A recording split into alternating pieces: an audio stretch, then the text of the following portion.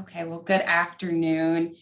It is August 31st, and I am here with Laurie Lonsdorf from Small Business Development Center, and we will get to what that is, who that is, where they are in just a second. My name is Amber Clark. I am the Neighborhoods and Economic Development Director in Meridian Township.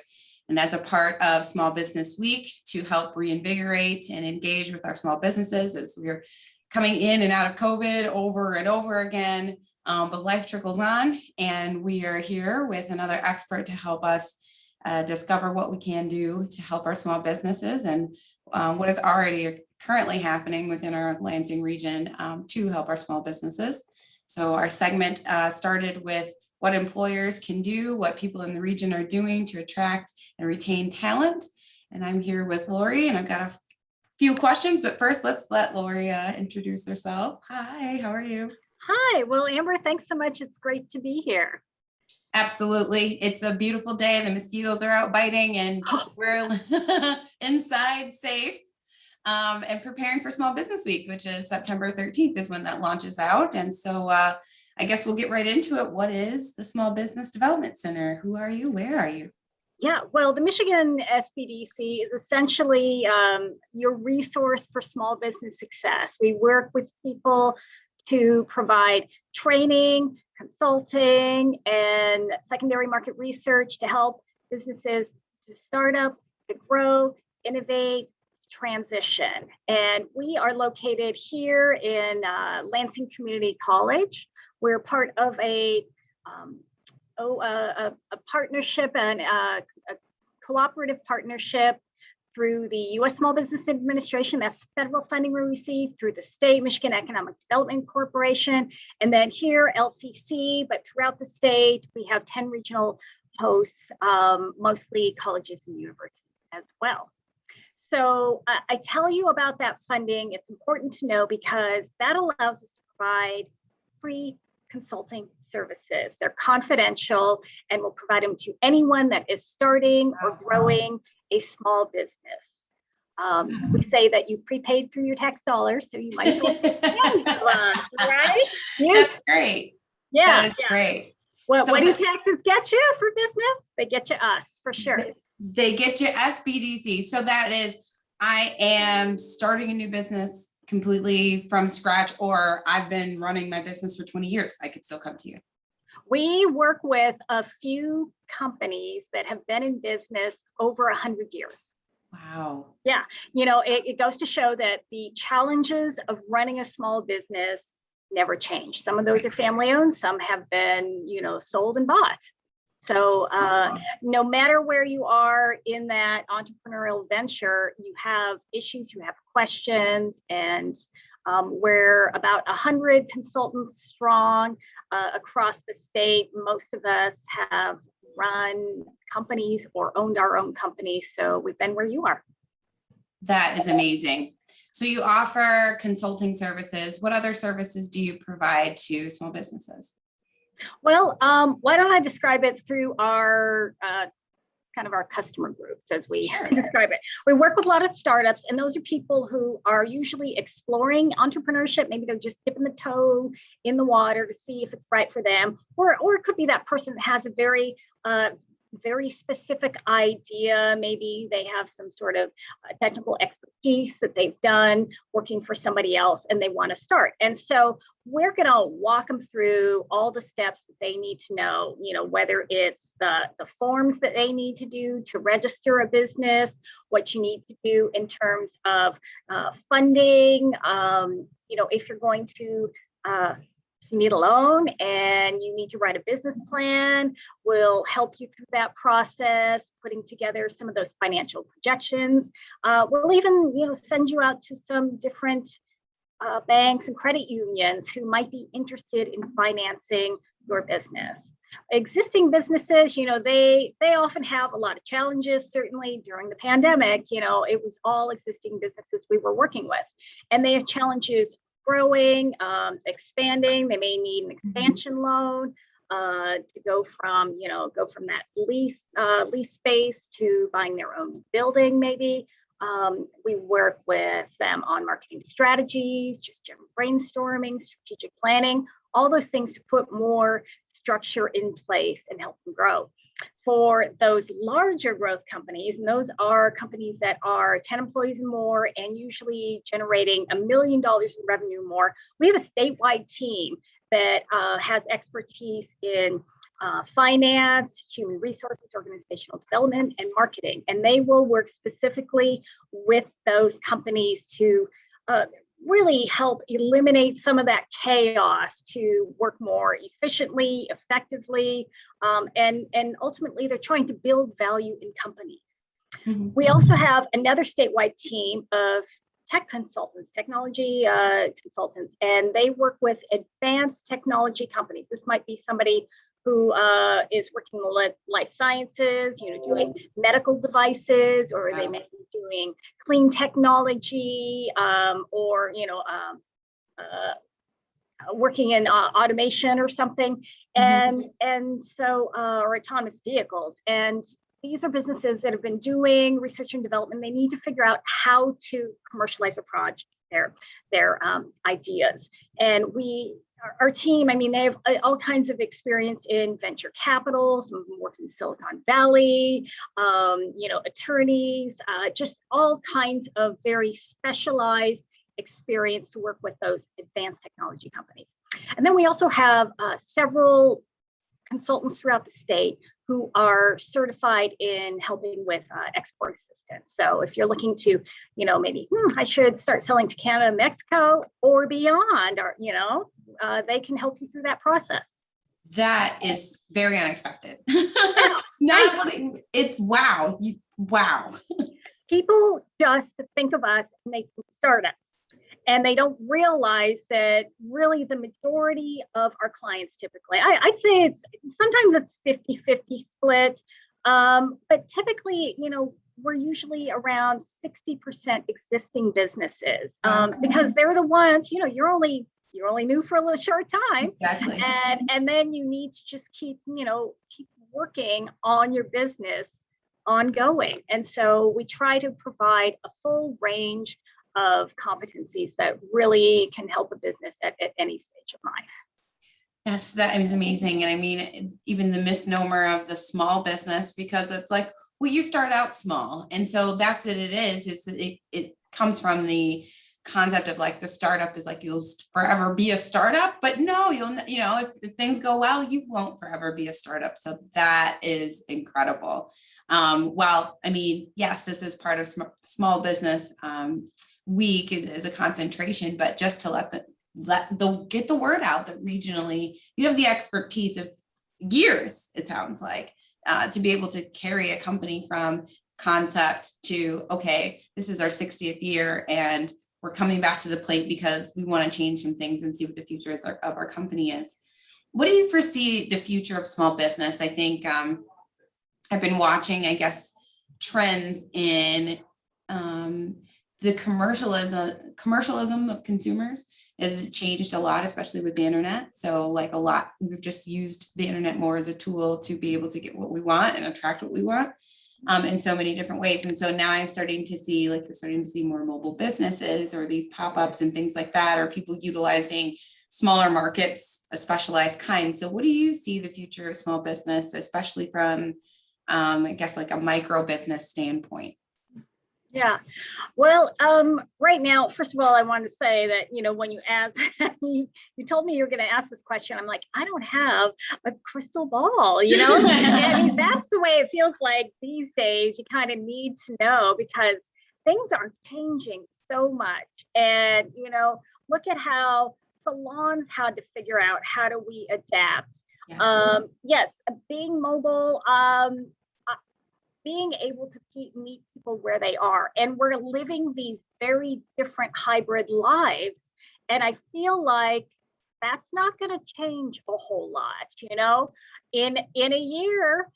We don't know how much different things are going to look, but we've really ingrained some habits here. Yeah. And we're not going back. And so businesses have to be able to provide services products that fit those lifestyles. And for business as well, if you're working B2B, I mean, how do you, now you're serving businesses that aren't even in their offices and may or may not go back. So I don't know if it's a specific type of industry or trend, but adaptability is just the number one thing that everyone has to be, because you got to be thinking ahead and be ready to kind of roll with the changes. Right. Yeah. You make absolute sense. If you're a company, you order certain office supplies and it's a regular supply, but now you have everybody working at home. Maybe there still is a lot of mailing that your business does. Like what kind of system did you set up for that? Do you expect your staff to pay for it out of their pocket? They're gonna be like, no, I'm not paying for mailing. We have to have a system for that. So that is, do you find yourself having to work with businesses, at least within the last year or two, to come up with business plans that include that adaptability? Oh, yeah, absolutely. You throw COVID in on top of that. And if you think of our service businesses, we work with a lot of restaurants. Yes. They are constantly having to rethink what they're doing. We're still having them revisit their COVID plans. So, not only are they dealing with, well, we've been through this traumatic experience, our cash flows are down, we've been applying for grants. Okay, we've been kind of staged reopenings at, with different capacities. Oh, okay, now we're back to 100%. Wait, now the consumer's getting a little, freaked out. Are they coming in? Are they not?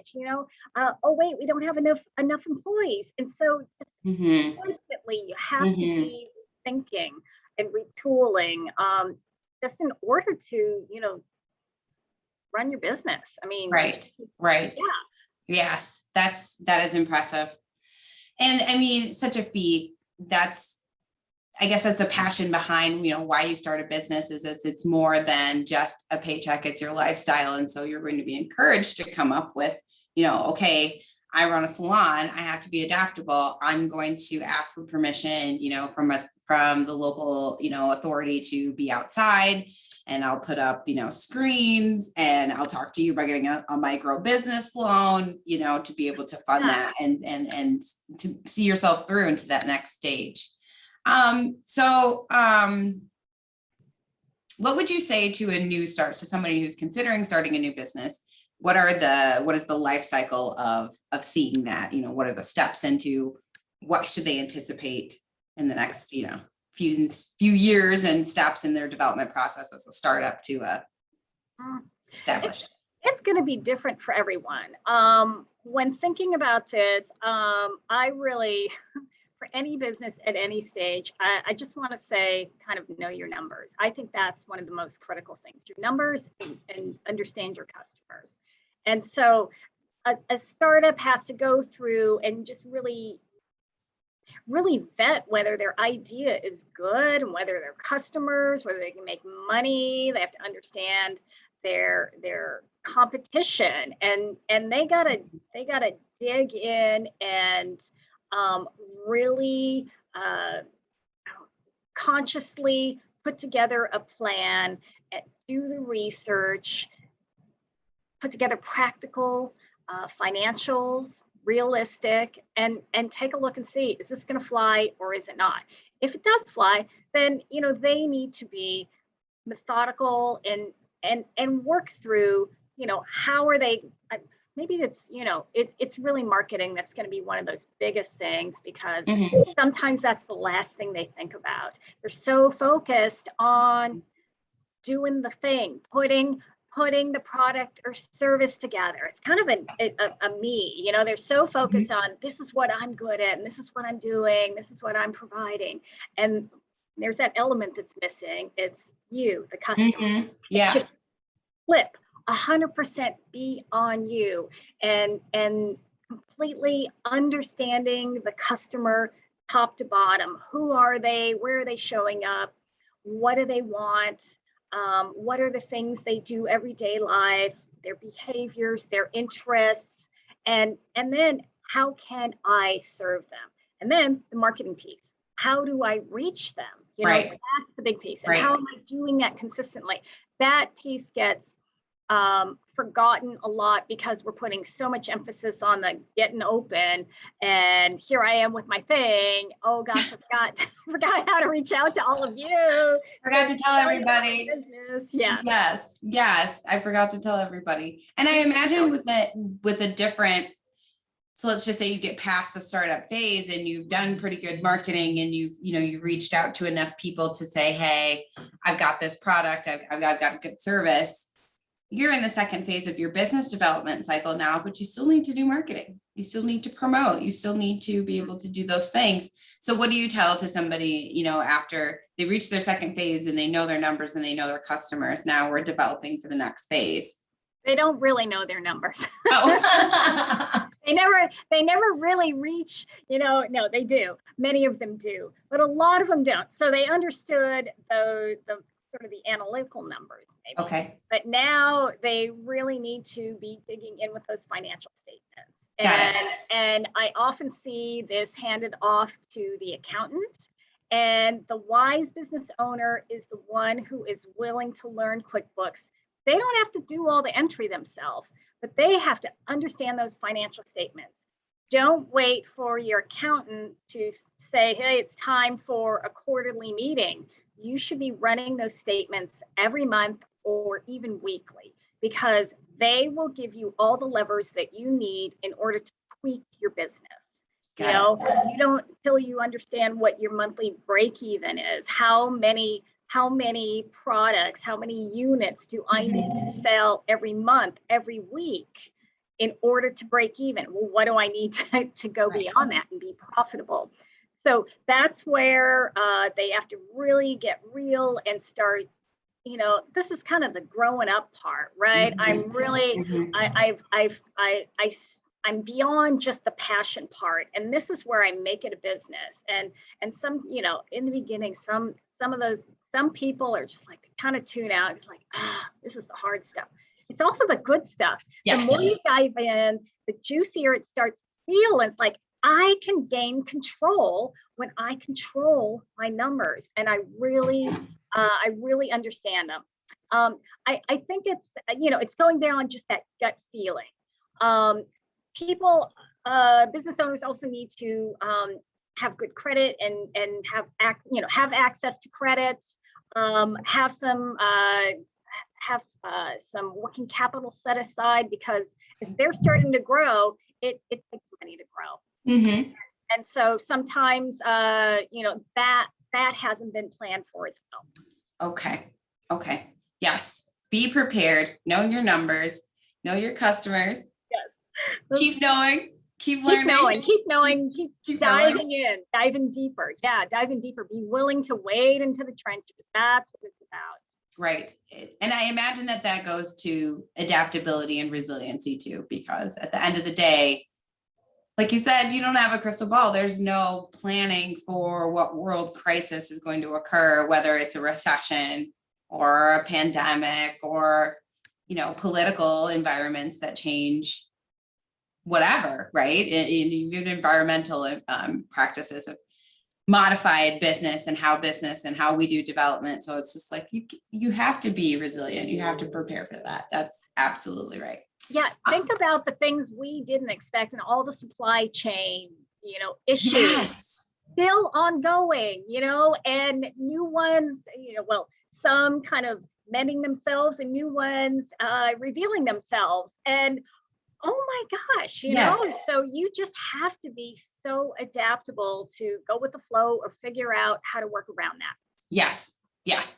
So in this new normal, do you have any suggestions for what like local policymakers, legislators, associations could be doing to improve the life of and the trends of small business and business development?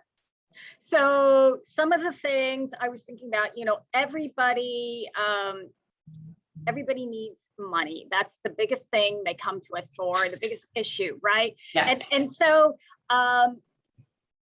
in some regions, some municipalities have special financing. to provide that, that gap financing. You go to the bank, you put in your amount, and then you may be short. And City of Lansing is doing that. This is something I would love to see more broadly, because Lansing is only Lansing proper, Right. and more areas providing some of that specialized funding. Oh boy, the biggest issue, right, we know, is finding workers. Yes. Yes. And everyone is struggling, especially in the service businesses. Are there incentives that can be created to help people tap into, or to encourage them tap into some of those workforce pools that we don't typically look at? And those would be veterans, returning citizens, right? Yes. Because you have to be adaptable. If it's if people aren't interested in taking jobs, you've got to fill those jobs to keep your business going. And so I'm kind of spitballing, but I think we just have to open our minds and brainstorm a lot and really think together is how can we start to solve the problem? Right. Yes. Yeah. Communities did push toward social districts of, being able to allow people to do, business outside. Like I love it. I love it. Yeah. I mean, it's wonderful, but so crazy that we have to go through a formal process for a business owner to be able to do business outside. But it's created a need, and there was a need, and so it's being used, and it's a solution that we have. But yeah, how do we as legislators help our businesses find employees? I mean, even government is looking for staff in order to do that kind of work, to hire in the administrative positions. Yeah. And it's a struggle everywhere. I don't know where they've gone. I mean, we are hearing about this great resignation, but people are doing something. Are they starting small businesses? Well, I'm going to say about 3 out of 4 calls these days, we have people interested in starting a new business.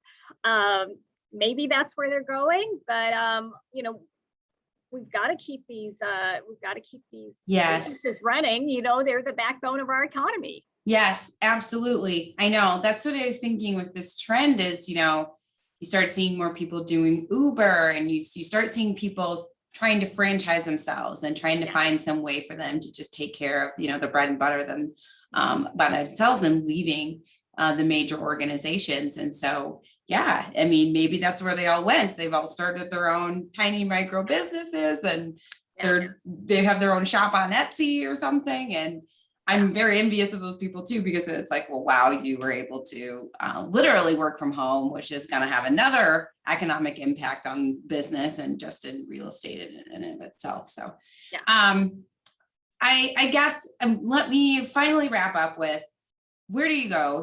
Who's the first person to talk to, or should everybody come to you and just say, hey, I need help me out. Where do I go to connect with the Small Business Development Center? Oh, okay. Well, as of this week, we are back in our office 5 days a week on the LCC campus, but our building's locked. So if you need some information, you want to set an appointment, you have to drop by, just follow the steps to call us and we'll let you in. But we do meet on an appointment basis. So the best thing is to call us or fill out a request for consulting online at michigansbdc.org. And we'll connect with you and figure out where are you on this journey and what are the resources you need and who's the best consultant, because we have different consultants with different areas of expertise. Well, thank you, Laurie, so much. And thank you again for the rehash over Small Business Development Center, because I think, again, as we keep moving around in this region and talking about development and growth, it's like we have all the tools here. We just need to keep talking about them and reminding people that, hey, you have this great resource. So thank you for your time and running through this for Small Business Week. My pleasure.